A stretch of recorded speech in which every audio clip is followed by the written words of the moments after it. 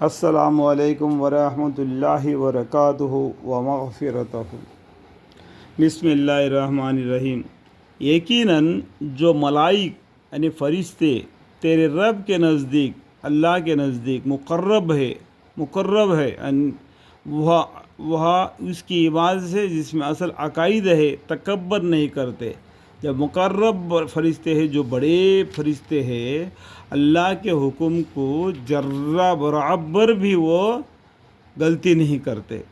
جیسا اللہ کا حکم ہے اسی طریقے سے وہ کریں گے، اسی طریقے سے باقی فرشتے بھی اللہ کے حکم میں ذرہ برابر بھی غلطی کریں گے۔ جو حکم جس طریقے سے اللہ نے دیا اس کو پورا کریں گے، تکبر نہیں کرتے، یعنی وہ تکبر بھی نہیں کرتے جتنے بھی فرشتے ہو، اور اس کے پاکی بیان کرتے ہیں، اللہ کی پاکی ہونے کا، اللہ پاک ہونے کا، اللہ کو کوئی عورت نہیں بیوی نہیں، اور اس کو کوئی بچے نہیں، اللہ کسی سے جنا ہی نہیں گیا، وہ اکیلا ہے۔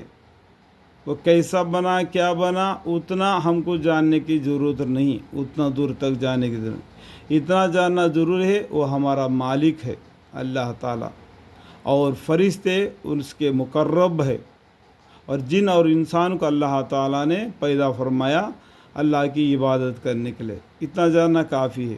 ہم کو کیا ہے، جو فرشتے ہیں اللہ کے حکم کے ذرہ برابر بھی کوتاہی نہیں کرتے، اور ہم جن اور انس کیا کرتے ہیں، اپنا منمانی کر کے اور اللہ کے حکم میں بے وقوفی کر کے گنہگار بنتے ہیں۔ اس لیے اللہ سے معافی اور توبہ مانگتے رہنا۔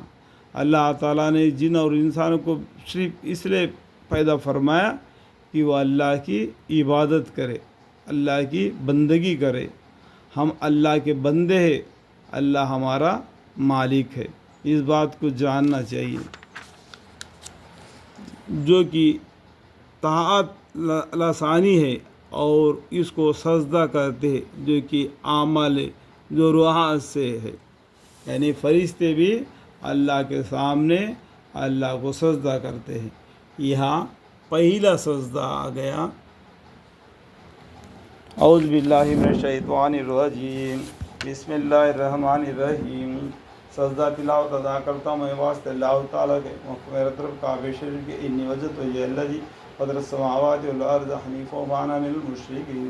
اللہ اکبر۔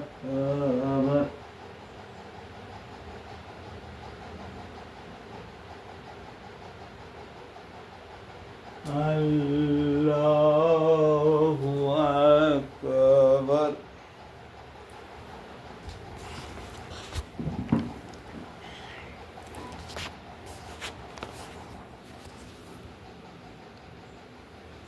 یہاں سے سورہ الانعام شروع ہو جاتا ہے۔ بسم اللہ الرحمن الرحیم۔ شروع کرتا ہوں اللہ کے نام سے جو نہایت مہربان بڑے رحم والے ہیں۔ فائدہ لکھا ہوا ایک، اس کا معنی آپ کو مل جائے گا۔ یہ لوگ آپ سے خاص غنیمتوں کا حکم دریافت کرتے ہیں۔ غنیمت مطلب مال دنیا کا۔ اب فرما دیجیے کہ یہ غنیمتیں اللہ کی ہے اور رسول صلی اللہ علیہ وسلم کی ہے، سو تم اللہ سے ڈرو اور اپنے باہم تعلقات کی اصلاح ابھی کرو۔ اصلاح مطلب کیا، آپس میں مل جل کر، جو غنیمت ہے اللہ کے ہے، رسول صلی اللہ علیہ وسلم کے ہے، اور تم آپس میں الٹے سلٹے باتیں کر کے یہ نہیں کرنا، اصلاح اچھے طریقے سے رہنا، اور اللہ کی اور اس کی رسول صلی اللہ علیہ وسلم کی اطاعت کرتے رہنا۔ اطیعوا اللہ و اطیعوا الرسول، اللہ کی اطاعت کرو اور پیغمبر صلی اللہ علیہ وسلم کی اطاعت کرو اگر تم ایمان والے ہو۔ کیونکہ بس ایمان والے تو ایسے ہوتے ہیں کہ جب ان کے سامنے اللہ تعالیٰ کا ذکر آتا ہے تو ان کے قلوب ڈر جاتے ہیں۔ جو اللہ کا حکم، اللہ کے حکام ان کے سامنے پڑھی جاتے ہیں تو مومن جو لوگ کیا ہوتا ہے، ان کے آنکھوں سے آنسو آ جاتے ہیں، اللہ کے خوف سے ڈر جاتے ہیں، اور جب اللہ کی آیتیں ان کو پڑھ کر سنائی جاتی ہے تو آیتیں ان کے ایمان کو اور زیادہ مضبوط کر دیتی ہے، اور وہ لوگ اپنے رب پر توکل کرتے ہیں، اور جو کہ نماز کی پابندی کرتے ہیں اور ہم نے جو کچھ ان کو دیا ہے اس میں سے خرچہ کرتے ہیں۔ بس سچے ایمان والے یہ لوگ ہیں، ان کے لیے بڑے درجے ہیں۔ سچے ایمان والے یہ کون ہیں؟ جو اوپر پڑے گئے ہیں وہ لوگ ہیں، ان کے لیے اللہ کے پاس بڑے درجے ہیں۔ اے دیکھو اللہ کے جو قرآن شریف کی آیتوں کا ہو بہو معنی ہے، ہو بہو معنی ہے، اور اس کو پیچھے اور کیا معنی ہے اور کیا معنی ہے کر کے نہیں ڈھونڈنا۔ اس سے کیا ہوتا ہے کہ مثال دیتا ہوں، گنے کو اتنا ہی کھانا اتنا زمین کے اوپر ہے، اور زمین کے نیچے کا بھی کھانے لگو گے تو منہ میں کیا آئے گا تو آپ کو معلوم ہے۔ اس لیے قرآن کے اندر اور بھی معنی ہے، اور بھی معنی ہے، پیچھے کر کے ڈھونڈنا نہیں، کوئی کھلم کھلا معنی ہے۔ جو معنی نہیں معلوم ہے اس کا معنی بازو میں فائدہ لکھا ہے، اور بھی جو معنی دبی ہوتی ہے وہ قصص الانبیاء سے، بحث زیور سے اور بھی کتابوں سے معلوم کر سکتے ہیں۔ اس لیے مسلمان بھائی ڈر کے مارے ہم کو قرآن کا علم نہیں کر کے ایسا ہاتھ باندھ کے نہیں بیٹھنا۔ اللہ کا حکم ہے قرآن کو تلاوت کرنا، اطیع اللہ و اطیع الرسول۔ اس طریقے سے کریں گے تو ایمان والے ہو جائیں گے۔ تو ایمان والوں کے لیے اللہ تعالیٰ کے پاس بڑے درجے ہیں، ان کے رب کے پاس، اور ان کے لیے مغفرت ہے اور عزت کی روزی۔ الحمدللہ رب العالمین۔ جیسا کہ آپ کے رب نے آپ کے گھر اور بستی سے مسلط کے ساتھ آپ کو بدر کی طرف روانہ کیا، یعنی بدر کی لڑائی ہو گئی تھی بہت بڑا، مسلمانوں میں بہت بڑے جنگ ہوئی ہے، لیکن اس میں 11 جنگ میں ہمارے پیغمبر صلی اللہ علیہ وسلم نے حصہ لیا، اس کو غزوہ کہتے ہیں۔ جو لڑائی میں ہمارے پیغمبر صلی اللہ علیہ وسلم بھی گئے تھے وہ غزوہ بولتے ہیں۔ وہ ایسے کہ 11 بڑے لڑائیاں ہوئی ہے، اور چھوٹے چھوٹے بڑے لڑائیاں تو بہت ہوئی ہے اسلام اور کافروں کے بیچ میں، لیکن اسلام تلوار کے زور سے نہیں بڑھا، اچھے اخلاص سے پیغمبر صلی اللہ علیہ وسلم کے جو طور طریقے سے اسلام آگے بڑھا اللہ کی رحمت سے۔ یہ کبھی بھی نہیں کہنا کہ اسلام تلوار کے زور سے بڑھا۔ اگر تلوار کے زور سے بڑا ہوتا تو مسلمانوں کی جو رسالت چلی اس میں تو باقی لوگ بھی تھے، باقی مذہب کے لوگ بھی اسلام کے ان بادشاہت کے اندر اپنا زندگی اپنے راضی سے بسر کرتے تھے۔ تو اس سے آپ کو کیا معلوم ہوتا ہے؟ اسلام پھیلا اچھے اخلاص سے، اچھے باتوں سے، نیک راہ سے۔ ہم لوگوں بھی اسی طریقے سے جو پچھلے والے صحابوں کے قصہ حقیقت کو جان کر اپنے زندگی سدھاریں گے تو باقی جو کافر ہے وہ بھی ہمارے ساتھ دوستی بن جائیں گے۔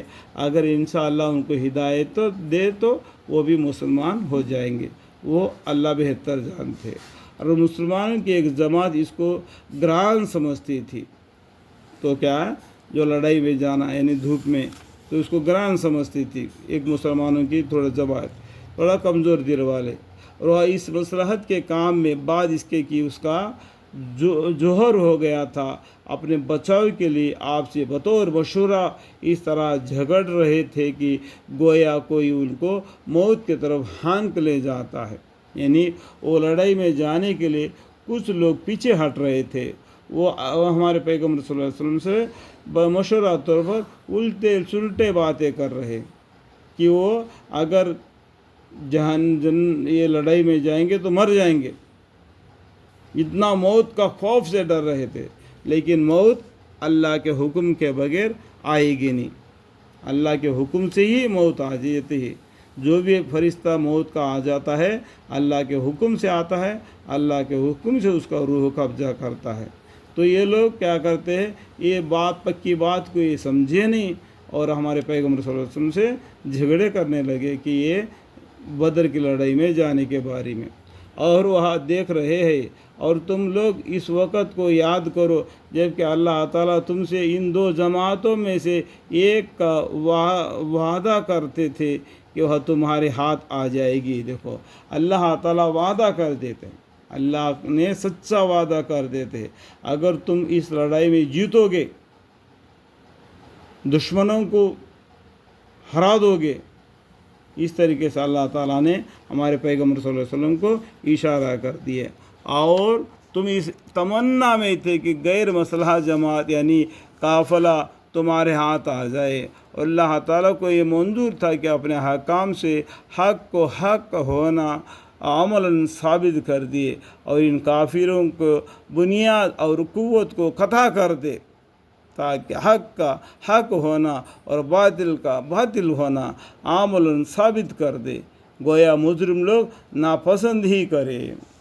اب یہ آیتیں میں کوئی دبی ہوئی معنی ہے تو نہیں، تھوڑا سا دل لگا کے پڑھنا کہ ہم کو اردو نہیں معلوم ہے تو یہ ہندی ہے۔